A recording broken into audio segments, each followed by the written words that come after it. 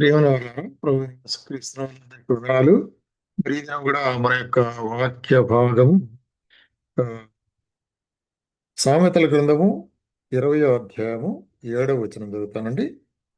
యథార్థవర్తనుడు నీతిమంతుని పిల్లలు వారి తదనంతరము ధన్యులగుదురు.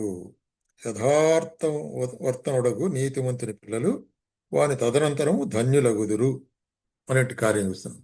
ఇక్కడ మరి తల్లిదండ్రుల యొక్క మరి కార్యములు పిల్లల ఎడల ఏ విధంగా ఉంటాయి అనేటువంటిది. లేకపోతే ఇంకొక విధంగా చెప్పాలంటే భయభక్తి కలిగినటువంటి తల్లిదండ్రులు, ఇంకొక విధంగా చెప్పాలంటే ఒక మంచి తండ్రి ఏ విధంగా ఉంటాడు అనేటువంటి కార్యాన్ని గురించి ఇక్కడ మరి కీర్తనకర్త రాస్తుంటాడు.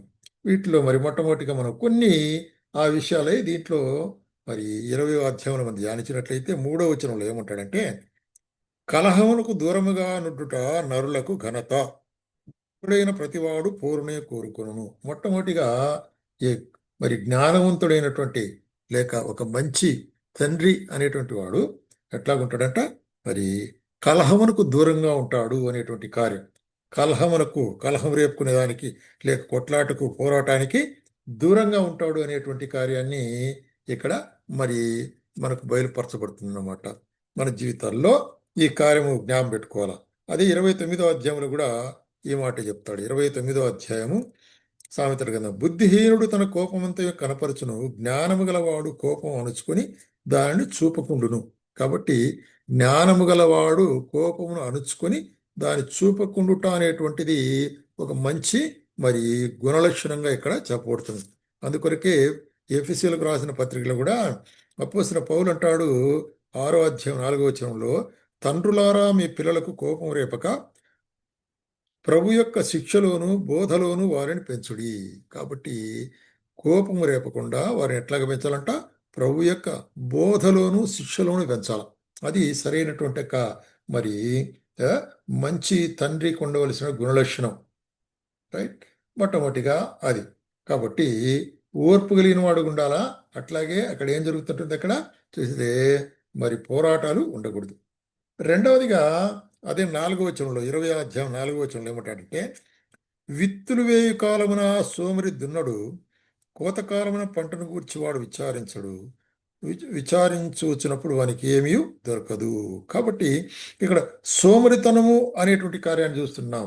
అయితే మంచి తండ్రి ఎట్లాగుంటాడంటే సోమతనము లేనివాడుగా ఉంటాడు, హార్డ్ వర్కింగ్ మ్యాన్ అనేటువంటి కార్యం. కాబట్టి దాని కొరకే మనం చూస్తున్నాము కీర్తనల గ్రంథము 128వ అధ్యాయములో, మరి యెహోవా యందు భయభక్తులు కలిగి ఆయన త్రోవలందు నడుచువారందరూ ధన్యులు, నిశ్చయముగా నీవు నీ చేతుల కష్టార్జితమును అనుభవించదవు, నీవు ధన్యుడవు, నీకు మేలు కలుగును. కాబట్టి ఎవరు ధన్యుడు? మరి చేతుల కష్టార్జితము, సోమరితనం లేకుండా కష్టపడి మరి తన పిల్లల కొరకై ప్రయాసపడేటువంటి వాడే మంచి తండ్రి అనేటువంటి కార్యాన్ని ఇక్కడ. కాబట్టి దేవుడు అటువంటి వారిని ఆశీర్వదించి వాళ్ళు ధన్యులు అనేటువంటి కార్యాన్ని ఇక్కడ మనకు చెప్పేవాడుగా చూస్తుంటాం అన్నమాట. మరి మూడవదిగా మనం గమనిస్తుంటున్నాము అదే సామెతలు 20వ అధ్యాయము 5వ వచనములో గమనించినట్లయితే, నరుని హృదయంలోని ఆలోచన లోతు నీళ్ల వంటిది, వివేకము గలవాడు దాని పైకి చేదుకొనును. వివేకము కలిగిన వాడు దాని పైకి చేదుకొను అంటే అర్థం ఏంటి? వివేకము కలిగిన వాడు హృదయాలోచనలు ఎరిగేవాడు ఉంటాడు అనమాట. అంటే గుడ్ లిసనర్, బాగా వినేవాడుగా ఉంటున్నాడు. కాబట్టి వినుట అనేటువంటిది ఎంత ప్రాముఖ్యమైంది అనేటువంటి కార్యాన్ని మరి ఇక్కడ మనకు బయలుపరచబడుతున్నది. అందుకొరకే ఏమంటాడు రోమీలకు రాసిన పత్రిక మరి 10వ అధ్యాయము 17వ వచనంలో, కాగా వినుట వలన విశ్వాసం కలుగును, వినుట క్రీస్తును గూర్చిన మాట వలన కలుగును. కాబట్టి ఎవరిని గురించి వినాలా? యేసుక్రీస్తు గురించినటువంటి మాట ద్వారా మనకి ఏం కలుగుతుంది? విశ్వాసం కలుగుతుంది. అందుకే యాకోబు ఏమంటాడంటే, చూడండి, మరి యాకోబు పత్రిక 1వ అధ్యాయము 19వ వచనములో ఇక్కడ చెప్పబడే మాట ఏంటంటే, నా ప్రియ సహోదరులారా, మీరు ఈ సంగతి ఎరుగుదురు కనుక ప్రతి మనుషుడు వినుటకు వేగిరపడువాడును, మాట్లాడుటకు నిదానించువాడును, కోపగించుటకు నిదానించువాడునే ఉండవలను. కాబట్టి వినుటకు వేగిరపడాల, మాట్లాడుటకు నిదానించాల. అంటే జాగ్రత్తగా వినువాడై ఉంటున్నాడు అనమాట. కాబట్టి ఒక మంచి తండ్రి యొక్క గుణలక్షణము మరి చూసినట్లయితే మొట్టమొదటిగా కలహం రేపని వాడిగా ఉంటున్నాడు. అంటే రెండవదిగా చూసినట్లయితే మంచి కష్టపడి పనిచేసేవాడుగా ఉంటున్నాడు. మరి అదేవిధంగా మూడవదిగా మనకు కనిపించిన బాగా ఆలోచించేవాడుగా వినేవాడుగా ఉంటున్నాడు అంటున్నాడు. అంత మాత్రం కాకుండా అదే 20 అధ్యాయంలో ఇంకొక మాట చెప్తాడు చూడండి.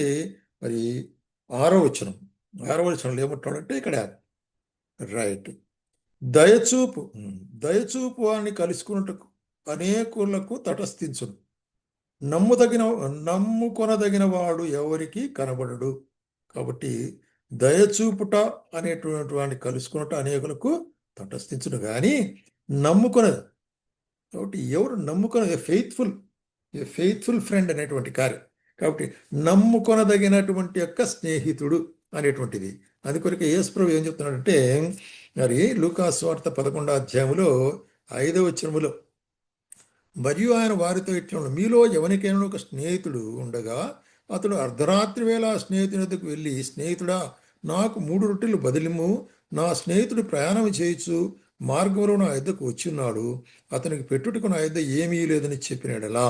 కాబట్టి ఇక్కడ ఏం చేస్తున్నాడు, ఒక స్నేహితుడు మరి తన వద్దకు వచ్చినప్పుడు అర్ధరాత్రి వేళ, అర్ధరాత్రి కానీ గాక, అంటే తాను తన ఇంటిని విడిచి తన స్నేహితుడి దగ్గరికి వెళ్ళి అతని దగ్గర తన స్నేహితుని కొరకే అడుగుతుంటున్నాడు.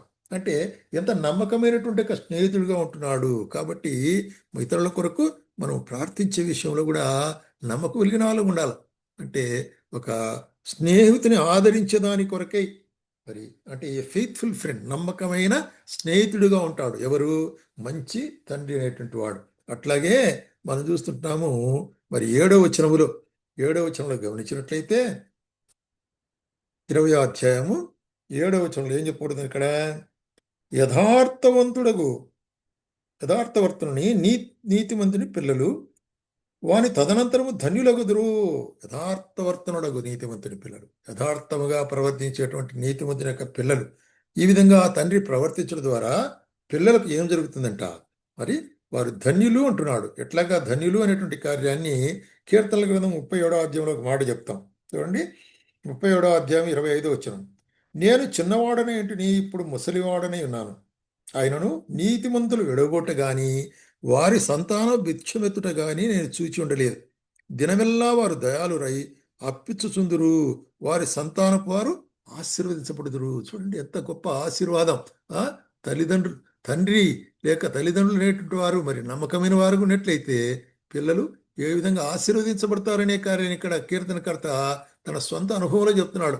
నీతివంతుని యొక్క పిల్లలు ఉంటున్నారు కానీ వారు ఎప్పుడే కానీ మరి విడవబొట్ట నేను చూడలేదంటాడు, వాళ్ళు బిచ్చమెత్తి నేను చూడలేదు, ఎందుకంటే వారికి దేవుడు సహాయం చేస్తాడు. కాబట్టే అటువంటి వారికి సహాయం చేసే యథార్థవర్తనుని యొక్క పిల్లలు ధన్యులవుతారు అంటున్నాడు అనమాట. కాబట్టి ఒక మంచి తండ్రి లేకపోతే ఒక క్రైస్తవ తండ్రి లేక ఒక విశ్వాసమైన తండ్రి మరి ఇటువంటి గుణగణాలు కలిగిన వాడుగా ఉంటాడు. ఆ విధంగా ఉండుటకు మరి ప్రభు